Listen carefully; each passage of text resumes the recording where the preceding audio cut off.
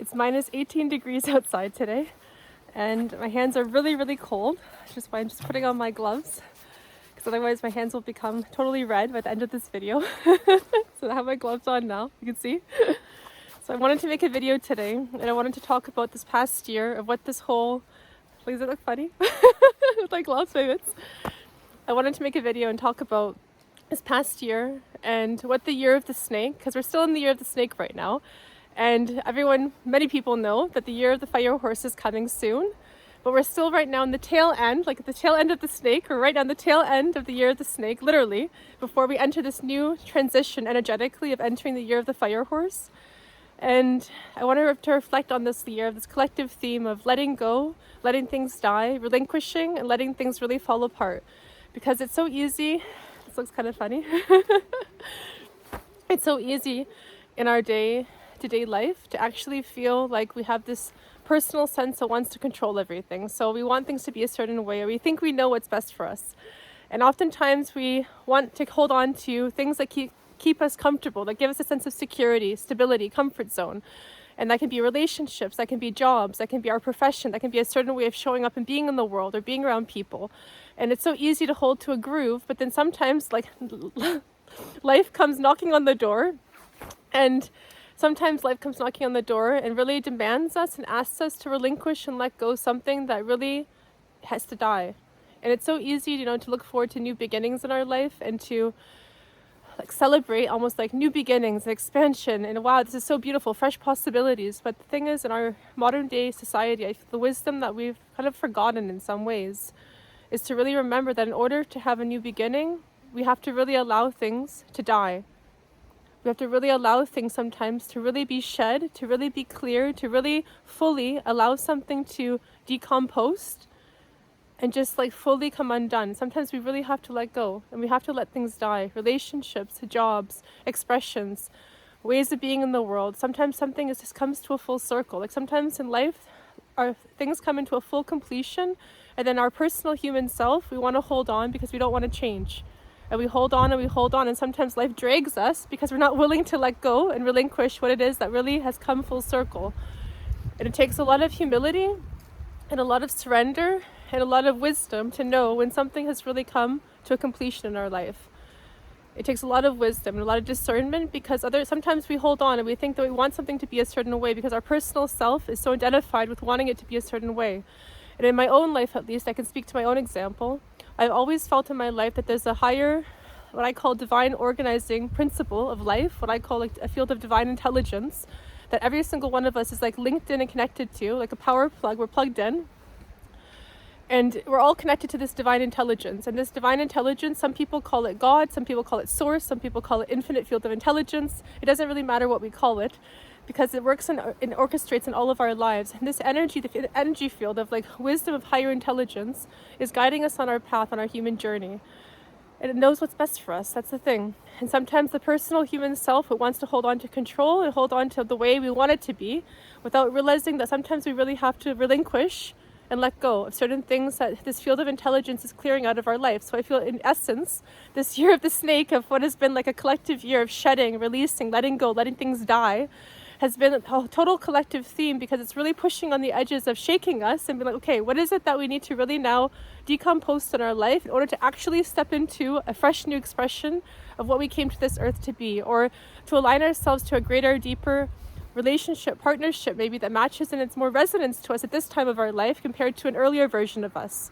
So there's so many different ways of seeing the benefits and the beauty of death, disintegration, and letting go of things that really need to be shed and cleared in our life, because we're not taught this in our modern day world and society. That's the thing. We're taught to celebrate expansion, new beginnings, fresh possibilities. Wow, how amazing. But what about actually giving a certain respect to the holiness of disintegration, death, and life, which is intercombined, it's like the yin and the yang of life, right? It's like what we allow to die makes room and space for what is yet to be lived and what wants to come into fruition. But unless we really allow things to be shed and cleared, how can we ever grow and expand? We can't. It's only possible to really grow and expand and come into our fullness and come into a greater expression of even what we're here to be if we're allowing ourselves to die to greater and smaller contracted versions of ourselves. Contracted versions where we feel like this is too tight, I'm too squeezed in this way, I'm too contracted in this way. Like the snake skin around me has to be shed, or the butterfly, even the butterfly analogy. We have wings that are being born in us, that are growing, and we feel this greatness of this possibility of expression, but yet we're still in the cocoon. And there comes a time where we have to like open and expand ourselves, open our wings, and allow ourselves to expand into who we really came to this earth to be. Or to allow ourselves to expand into greater potentiality of our life, our greater dream that we're meant to live, our greater profession, career, expression, relationship, it doesn't really matter. Or a new place to live in the world that aligns and matches us more. But the essence with the year of the snake that really comes into a great wisdom teaching for all of us is to remember that without death, there's no new life. Without death, there's no new life. And without letting go and releasing and relinquishing, nothing new will enter our life. That's just the truth. Nothing new can substantially enter our life unless we clear the soil. Like a garden bed, it's like if you have too many weeds growing in it, you have to clear the soil for new things to grow. And unless we really let go, nothing new can come. And every single one of us is connected to this infinite stream of divine intelligence. Divine intelligence is running and operating in every single one of our lives. That is without a doubt. Some of us are just more aware of it than others, but every one of us has a connection to divine intelligence because we're interconnected and that we're all living in this interweb of life. We're not alone, isolated, and separate. Even if sometimes we may feel that way, we are connected to this greater stream of life and evolution. And this greater stream of life and evolution knows what's best for us. It also knows our highest destiny path. It also knows our path of development on a soul level in this lifetime and the ways that we're meant to grow, expand. Like we each have a soul stream, and it's like a path of our growth and evolution in this lifetime. And this higher organizing field of intelligence and life is trying to set us on our path. That's the thing for every single one of us. Sometimes it looks messy, and sometimes it looks like chaos, and it looks like where's my life going, or what is happening? Everything just fell apart this past year. My life totally fell apart in every single way.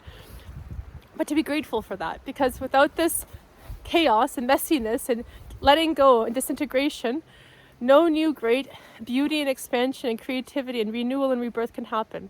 So this year, if you're feeling like a lot was torn out of your life, or a lot of things crumbled, or the foundation of your life was just cleared, at least we can come back to this sense of respect and reverence that there is a greater force of intelligence in our life that's operating, that is guiding us on our path, sometimes lovingly and gently, and sometimes with more strictness and severity as well. But both ways are giving us a route and showing us the way. So sometimes we don't exactly know what is the way I'm meant to go in life, but we can trust that the greater field of intelligence in life is guiding us on our path, even if we don't personally always know ourselves. And for the human personal self, sometimes to bow down to this greater wisdom and intelligence of life that does know, and that we are connected to as well. If we connect to this vertical source connection, we are connected, depending on where we're rooted in our consciousness. And we don't have to always know everything, but we can sense and feel sometimes like the gentle knocking on the door that's saying, hey, you need to go this way. Hey, this is the way you have to go. This has to be rearranged in your life right now for this new beginning. So honoring the process of the year of the snake, of this past year, honor all the deaths, honor all the disintegrations, honor everything that fell apart, everything that dissolved, everything that you had to shed and clear from your life, and be ready for this beautiful new expansion and rebirth and renewal that wants to happen now at this time of entering this year of the fire horse and entering a new stream of an energetic collective movement that we're all going to be riding now as we enter this new wave. So if this message resonated with you, please put a heart to show the resonance that you appreciated or resonated with what I'm sharing in this video as well. I've always appreciated that, the love. And I'm sending you so much love from my heart today, from this beautiful Canadian wilderness where I am, making this beautiful video. It's really beautiful. It's like minus 18 degrees right now, which is why I have my gloves on to keep my hands from frostbite. But I make these videos here as well because it gives me a lot of energy, and I feel a lot of tapped in source wisdom when I'm in this field of stillness and silence that the Canadian wilderness lets me bathe in as well. Because I am a mystic and I am from Canada, so I can call myself like a Canadian mystic that is sharing the transmission of the purity of silence and stillness from these beautiful ancient forests and trees that are around me, speaking with the trees and speaking with the web of life. So much love to you. May this new year open so much new freshness and expansion for all of us, and we be ready to be rebirthed and renewed into the highest and truest expression that we came to this earth to live and to be in every single way. I love you. May we all be blessed and open and expand ourselves for this year. Mwah. Now my hands are white.